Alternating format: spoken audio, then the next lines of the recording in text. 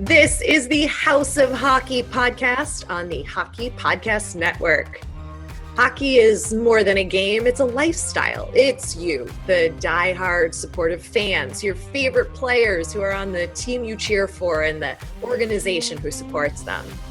The companies that make your gear, bags, and beer league sweaters. The hockey moms and hockey dads, and everything else that makes this House of Hockey your home. Come on in. I'm Breezy. And I'm Rae Rae. And this is our house.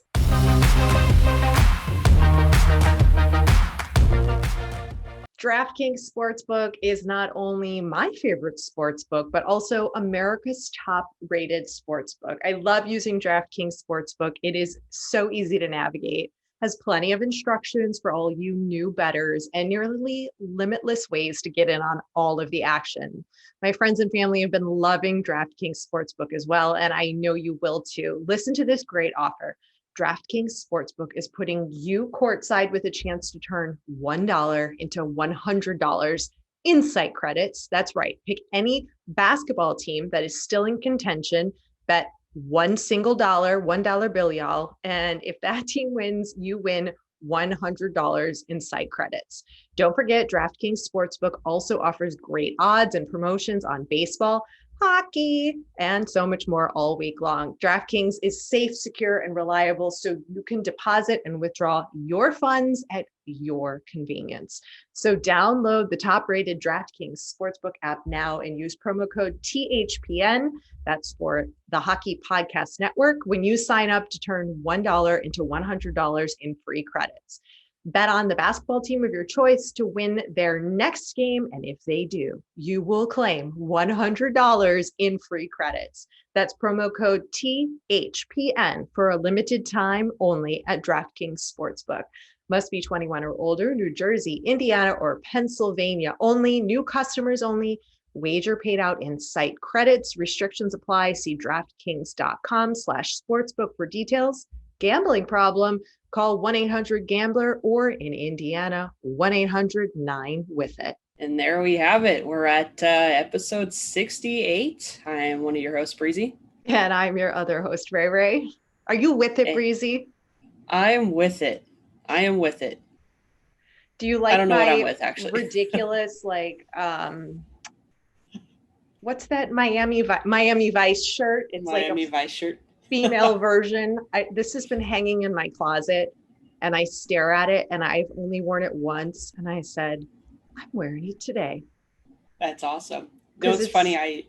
It matches the season, I suppose. It's fantastic. It's ridiculous, but here we are. It was so funny. I was on Instagram yesterday and this guy that I follow, he goes on like all these like rants and banters. Like he's like nothing. He's just this guy. And he goes, if you come to LA, please do not try to start your own clothing line and think that you could just throw a couple pieces on some influencers and it's going to take off. It's not going to take off. And he's like, I just got this ad today.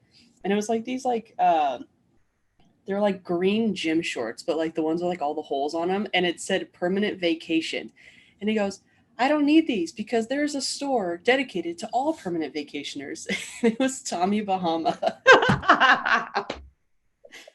Your shirt kind of reminds me of Tommy Bahama, and it's awesome. Yeah, Tommy Bahama should take a book out of this fashion for women. I think some of the women might enjoy it, though it's a little loud. So it's not loud, Tommy Bahama, okay. By the way. Oh. I'm not their target demo. I was just listening to an interview with the CEO of Tommy Bahama, actually, so that's really odd. But they're trying to reach the 35 market, so maybe I am. Maybe they should be watching us. Maybe we can get a new sponsor. If they are watching, maybe they want to give us a sponsor. I don't know if I would necessarily wear it, but hey, it's all good. No. Well, we have a Stanley Cup Final happening on our hands. The first game will have been played by the time you all listen to this. We have the Montreal Canadiens and the Tampa Bay Lightning. I was right about one of the two teams, or wanting to see one of the two teams. What about you? How do you feel about this? I feel a little sad. I really wanted the Islanders to be in there for the sake of you and I could have some sort of rivalry going on. all in fun. But I think it's going to be a good series. I think in general, I don't like when teams win back to back, I guess I would say. I think that every team should get a chance to win. Not that I don't like the Lightning. I think they're a great team. But I got to go for the Habs with this. I probably shouldn't say that because I'm probably a jinx. But that's just my feelings. We got to talk about your jinxness in a second. But are you as sad as Matthew Barzal was at the press conference after losing? Are you as sad as he was with legit tears, sniffling? He was like full on in tears during the post-game press conference. I don't think I saw that actually. I don't know that I've ever seen that in sports. Wow. Like him and Brock Nelson were visibly like very upset. And then some asshole put them out in front of the press when they were like not ready to be in front of the press. Fully, like he was legit crying. And oh, no. and they were the press people who were doing the interview were like, well, you know, what is it? Describe why you're so emotional. And he was saying that it was because some of the older guys on the team, you know, they were doing this for the older guys, the vet, like on the team who aren't going to get this chance again. So I have a feeling that there's something a little bit deeper, like underlying. Ignore the loud ass fucking laundry dryer buzzer that drives me bananas. That's on my to-do list. Okay. I'm going to take apart the dryer and cut the wire like I'm in James Bond or something, or Mission Impossible, because that buzzer is so annoying. So anyway, he was very, very upset. And I think there's a lot going on. I think Matthew was holding it. This is my theory. That he was holding in a lot of emotions throughout this entire series, and coming off that game where they lost 8-0 to come back and to win it, and then to lose it 1-0, you know, and just be, you know, 2 goals out of the Stanley Cup Final. I mean, I'm sure there's a lot of emotions, and like, just like me, when I am angry or frustrated, like to a very high degree, I cry, but not because I'm like sad. It just comes out in tears, which is better than coming out in fists or verbally, like assaulting people. So I don't know. It was something I have never seen before, but it was like making me very sad to see it, because that's how so many Islanders fans feel. Plus it was the last game of the Coliseum. Oh, just so many things. But I have a feeling there's something deeper with this team. And I'm very curious to watch what happens postseason with the Islanders, leading into next season. Like, does that mean, you know, who are the players that contracts are up that could be going to the Kraken? And like, is Trotz leaving? Like, I'm just going to throw out all kinds of irrational theories like the rest of the media does, but not all media, but some of them. But that's my thought. Or he's just really in touch with his feelings, which makes me love him even more. Yeah, well, I did watch the game, and he had a couple of good chances at scoring a goal, so he also could have that on his back too. And it's a bummer. Listen, he can't. He shouldn't feel the weight of the team. It's not all on him. And the series really did, all through the playoffs, relied on him heavily. He was the star of the Islanders for the entire playoffs. So, you know, that's not fair to any player, you know, to have all that pressure. But I think he's the player that would hold that on him, being who he is. I act like I know who the guy is personally, but just his style of play and the way he's been talking about his team and whatnot, you would think that he would just hold that on his shoulders, regardless of he should or shouldn't and how well he has played. He's just always going to hold that on his shoulders. So hopefully he can take a nice little vacation in this off season. You know what he should do, Breezy? He should come to Maine, and I will give him a big hug, and he can cry right here on this Miami Vice shirt, and I'll comfort him. Yeah, he can have the comfort of you and being in Miami at the same time. Perfect vacation.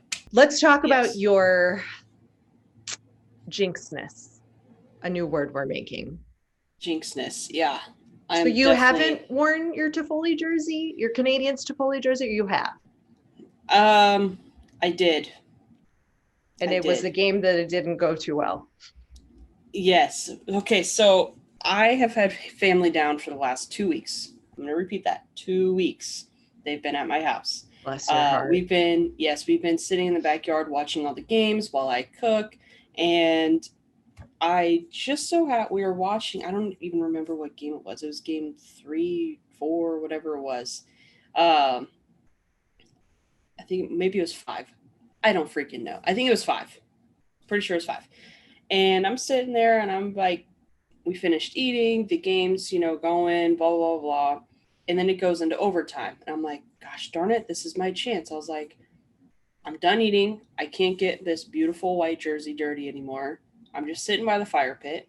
I'm going to go put it on. And my nephew goes, are you sure you want to do that? And I look at him and I'm like, what are you trying to say? He goes, well, you don't have a really good track record. And I was like, yeah, but I can't just think like that for the rest of my life. Like, I got to try something, And he goes, I guess we'll see. I was like, all right, well, I'm going to prove you wrong today, Zach.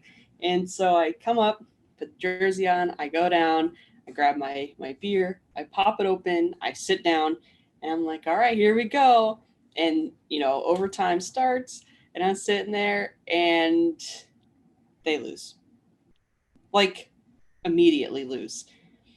And my nephew just looks at me and he goes, I don't have to say anything. And I was like, this is stupid. This is absolutely stupid. And I was like, all right. So I took it off, put it back on the hanger, and put it back in my closet. Where it will remain probably for the next week and a half. But then I'm like, what if I unjinxed my jinx by wearing it and then losing, but then them going? So do I need to wear it? See, that's where my head goes. That's not how the jinx works. Okay. It's much simpler. You wore it, they lost. You don't wear it. Don't wear it again. Okay. Keep it simple. Okay. Don't wear it. If they lose game 1, then I would say try it for game 2 because we can risk losing 2 games. That's true. But beyond that, I wouldn't suggest anything further. Okay, I might have to text you and say, how are you feeling today? Should I wear it or should I not wear it? All right. Okay. I think this is going to be a good series either way. And speaking of the jinx things, the Lightning touched the Prince of Wales trophy last season and they won the Stanley Cup. They also touched it again when they won last week. The Canadiens did not touch the Clarence S. Campbell Bowl. So let's see. But the previous teams in the research I did in the Western Conference who did not touch the cup have typically gone on to win. But I don't know if those odds are placed against the teams in the Eastern Conference who do or do not touch the Prince of Wales trophy. So that's all the information I have for you. It seemed to work very well in the Eastern Conference over the last few years. So I guess Ovi touched it. They won, Yeah. But in the Western Conference, it's a big no. It's a big no. Yeah. Well, I don't know. All I know is I don't touch the Stanley Cup unless my team has won it that year, not in all of time. That's not how that works. Whoever believes that bull. So that's where I stand. That's where you stand. Yeah, I'm curious to see what's going to happen. I freaking hate jinxes. That's all I'm going to say. I hate the fact because then you're like, oh, well, they touched it, so they're probably going to win. Or, oh, they didn't touch it, so they have a good odds of winning. No, it's not. No. I don't know what to think. I think it's whatever the players believe on the team. If they believe it's good luck, it's good luck. If they believe it's bad luck, then it's bad luck because you're putting that energy out there. Like you're already saying that. So maybe that applies to you too. But I think you really have to believe, Breezy. I think so. You've got to really believe. So Shea Weber was like sitting there with his head down the entire time, like as they were like announcing or whatever. The TV was very hard to hear. I had a lot of people at my house. And I'm sitting there thinking, I'm like, what is that guy thinking? Does he want to touch it? Does he not want to touch it? What is going through his head? Is he sad that, like, is this like his last year? Is he Right. sad that maybe he didn't do this with Nashville? Where are his emotions and what is going through his head? Is he thinking, man, this is going to be a tough series? Or he's super excited? Was he emotional, but he was just like trying to hold it back by having his head down? I don't know. I'm going to go with emotional. Yeah. Going to go with because there's probably a lot of emotions going into that. I mean, he's been injured multiple times for the last couple of years. The first time any Canadian team has made it since 2011 to the finals, I want to say. I don't know about the finals, but go ahead. And then to go to the Stanley Cup, I mean, what was it? Since 93, I think, yes. That team. And here's a fact. Let me fact you. The Canadiens are Canada's latest hope of ending the country's longest drought without a Stanley Cup championship. No Canada-based team has won the Cups since Montreal in 93. Now 93. Continue about Shea Weber. So I just don't know. That guy, he's such a good guy. Like, he's a good player, good team guy, good family guy. I feel like he's got more in him, but he's so injury prone because he's obviously getting older, but he's good for the locker room. So I'm like, maybe this could be his last shot. And maybe he's just very emotional knowing that there's so many young guns on the team that can carry it. But I don't know. I really don't know. I think because so many people have doubted the Canadiens along the way, that is going to play into their favor going into this final. And I think they're a lot more well-matched than people think. And yeah. I think it's going to be a tough go. And they're trying to get more fans in the stands. Well, yeah, Montreal. They better. What kind of nonsense is that? Where they had 20,000 people in the street packed next to each other, but you've only got 4,000 people in the stands? Like, come on, Canada. Just let them go in at your own risk. Yeah. Let them watch their team play for the Stanley Cup. All of Canada's, well, I probably shouldn't say all of Canada. Most of Canada is probably behind them. Eastern Canada. Yeah. Well, yeah. The French, maybe. We'll see. The French Quebec kind of Canada. Yeah. But it's, I don't know. I really don't know. They got to let fans in there. Even John Cooper, the coach of the Lightning, was saying, like, hey, this is ridiculous. Like, the Canadian fans should be allowed in there. Yeah. So, I don't know. I agree. I say that a lot. I say, so I don't know a lot. I need to stop doing that. Okay, stop doing that. Okay. I want your thoughts on this because I think you're going to have a strong reaction. Don't sugarcoat it because I know you don't like this person. Pat Maroon can become the first player to win the Stanley Cup in 3 consecutive seasons since 16 Islanders won it 4 straight times from 1980 to 83, including Mike Bossy, Brian Trottier, not sure on the pronouncer, Clark Giles, Billy Smith, and Dennis Potvin. How would you feel if Patty Maroon got a 3-peat? You know, I would say congratulations to the guy. Wow. He's obviously working hard for it. I don't like his cockiness and him being so arrogant. I think that energy does help him, but I don't like it. I don't stand for it. I think anybody who can do something and get that close to beating records that have been long awaited or that's hard to get, I think any player, no matter who they are, deserves the recognition for it. And you got to be honest. I mean, the guy plays really hard on the ice. He's a solid teammate, and he puts up the points when he needs to, or he does something to help put up the points, whether he's the third assist or he starts a little hit or whatever it is. I don't want to see it, but if it happens, I will clap for him in my head. Okay. That was a very Breezy-esque answer to that question. Oh, I'm satisfied with that answer. Okay. I think it would be cool. And I don't think anybody is going to be like, in history books, are going to be like, the legendary Pat Maroon, skilled hockey player, 15 years in the NHL with 500,000 points. Like, people aren't going to be putting that kind of, and they're not going to be saying, win it for Patty. It's going to be more like, win it for Shea, win it for Montreal, win it for Canada. Like, it's not going to be win it for Patty. Sorry. Only Patty's people are going to be saying that.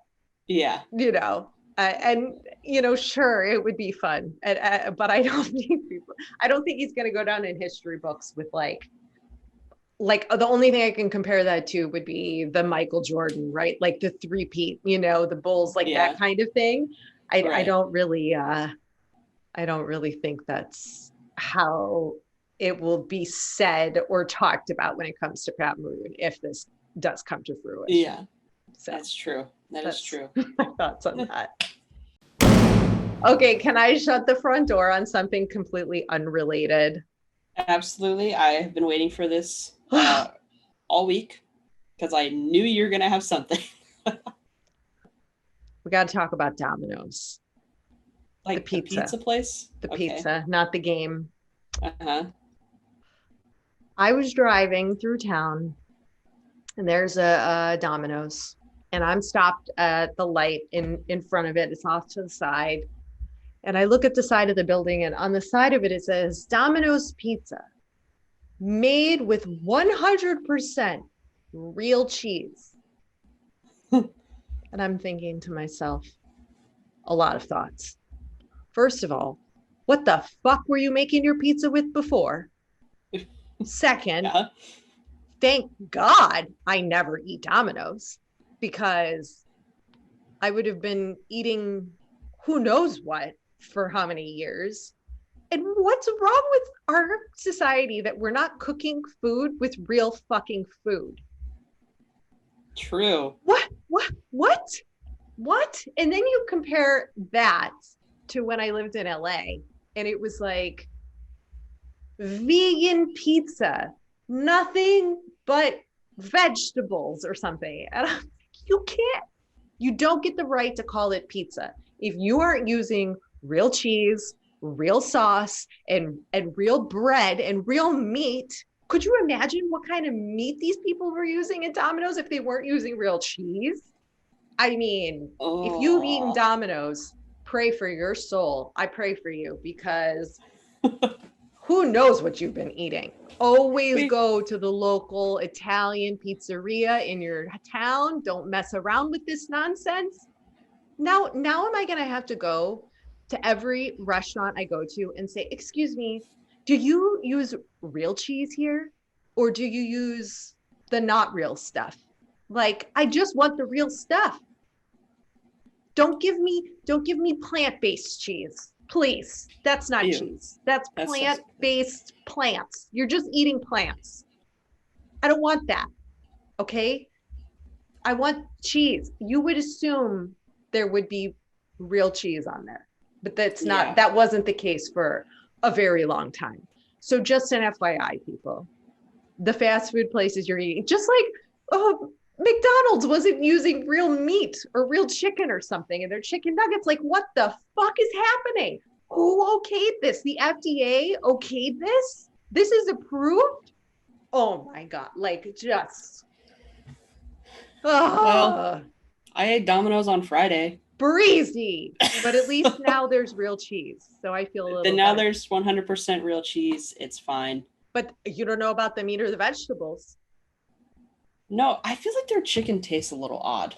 It's probably not chicken. I think it's fake chicken. I had onion on mine. I love onion on pizza. But was it real onion? They only claim to use real cheese, but they're not claiming to use anything else that's real. That is true. Oh my gosh. True. It's just so ridiculous. It is. Why? To save your costs?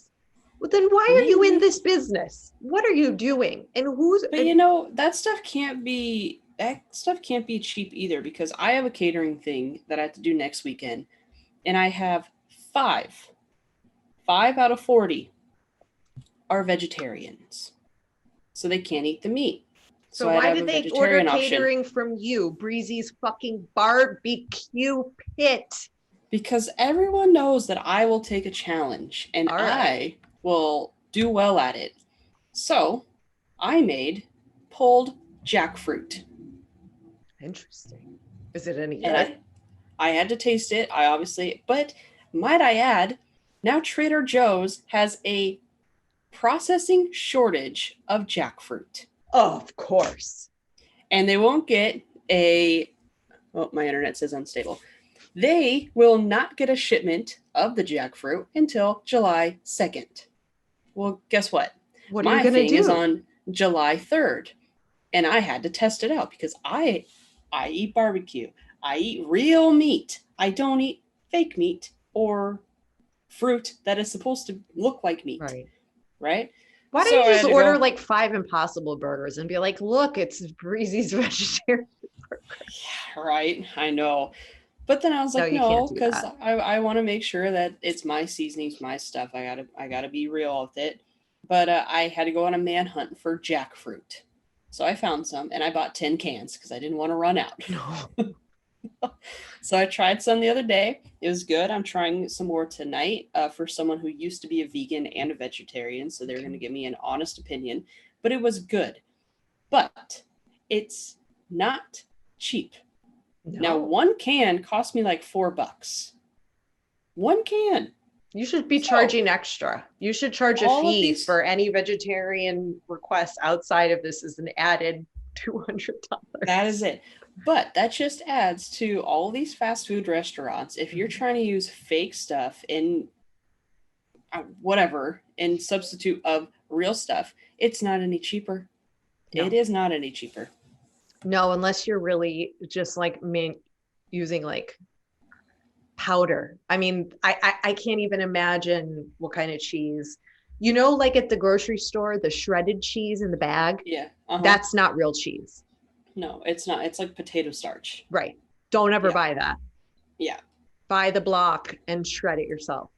It just takes more time, but it's worth it. It tastes better. Oh my God. It tastes better. You're not going to die from whatever chemicals are in there. I mean, I'm not like anti, some chemicals, but like, what real cheese, people, real cheese.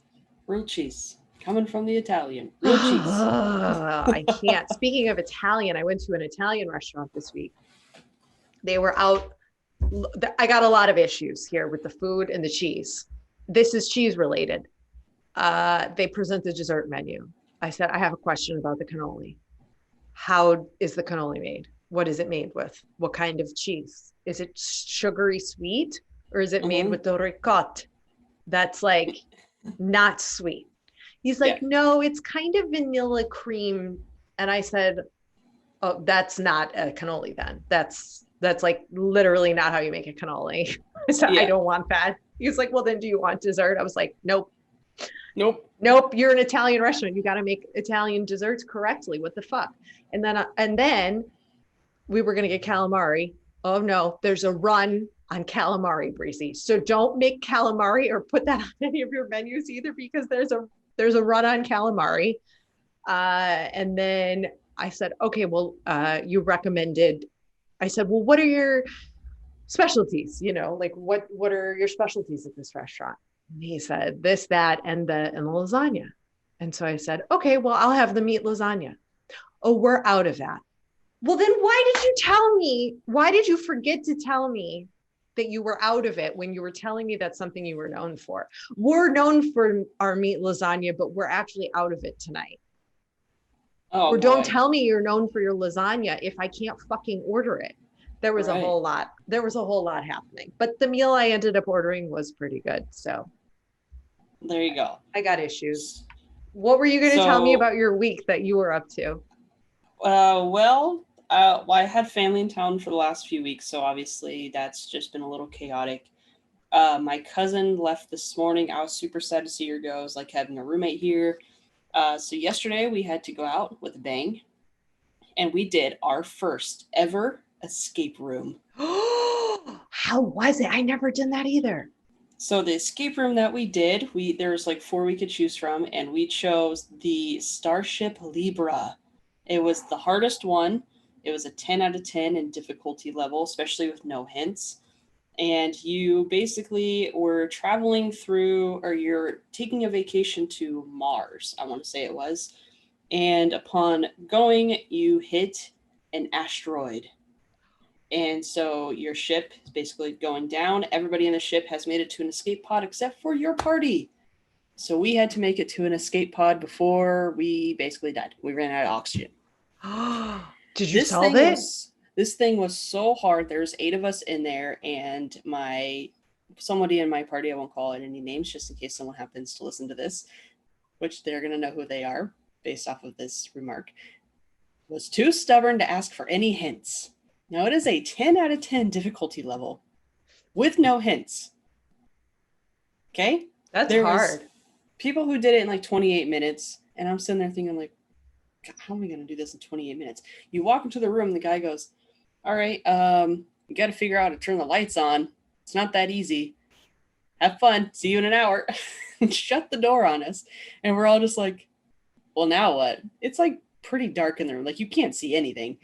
So we're all going like feeling over the wall. We finally figure out the lights. But there's like all these different like combo locks and like all these different like computer screens with like switchboards. And you're just like, what am I even in, like keypads? And you're like, we asked for our first hint at like 30 minutes. And I was like, we literally wasted 30 minutes and didn't have the lights on. We found the lights. The only thing we found was there's like this like thing in front of us and had a lock on it, but the lock opened up like this flap. Well, my one nephew stuck his hand under the flap and pulled out a clue. Well, the clue didn't say anything because the clue was 1 of 4. And you had to like put all the papers together and read it under like with like light flashing behind it to like read where it said like use the cords to plug in under the key switch or something like that. I don't know. But it was really hard. We did not make it out for an entire hour. Oh. So we asked at 1 clue at 30 minutes, 1 clue at 10 minutes, and 1 clue at 2 minutes. Well, we clearly weren't going to get out within 2 minutes. So then the guy walks in and he goes, you guys are almost there. Just spend the next 2 minutes to figure it out. So he locks us back in there. And we were able, it took us like an hour and like 5 minutes. But we made it to our escape pod, but we would have died. Yeah. He goes, I hope you guys were holding your breath because you guys ran out of oxygen 5 minutes ago. Way to keep it real, buddy. Yeah, it was good, but it was fun. I recommend anyone goes and does an escape room. It's not scary. And they don't really like lock you in. Like if you have like an issue, like you could open the door, but it just ruins it for the rest of your party. But it's hard. Check everything, even things that you think aren't things. Okay. Check everything. I found a key in a trash can. 10 out of 10, but I do recommend doing it. It was fun. I will probably go back into the other 3. It was a good time. Cool. Very cool. Yeah. Do we want to make a prediction? I don't want to make a prediction. I don't think I should. I don't think I should. Good point. I don't think you should. Yeah. I appreciate the support. Yeah. I until you tell me that you believe you are no longer a jinx, then we can open that door back up. So until you come to me here and say, Ray, I've been working on this really hard and I'm a believer now, then take till next season. Maybe take until October. Use this time if you really want to be a believer that you are not a jinx, and report back. Serious soul searching and maybe some yoga. I hear yoga does wonders for everything. So sure. I can recommend some meditations. Okay. You could talk to my therapist. You know, I could get you a medium. I could get you whatever you need. I got it all. I have to cleanse my soul of the jinx, and I need to believe in myself. I'm going to sage you. I'm going to get on Zoom and get you some sage and walk you through some saging. Yeah. Okay. I'm up for it. I am up for it. You let me know when you're ready for that. Let's go enjoy some Stanley Cup Final hockey. Sounds good. Thanks for coming over to our House of Hockey podcast and hanging out with us. We'll be back next week with a brand new episode. And in the meantime, you can follow us on social media. Just look for House of Hockey podcast. We'll be back next week.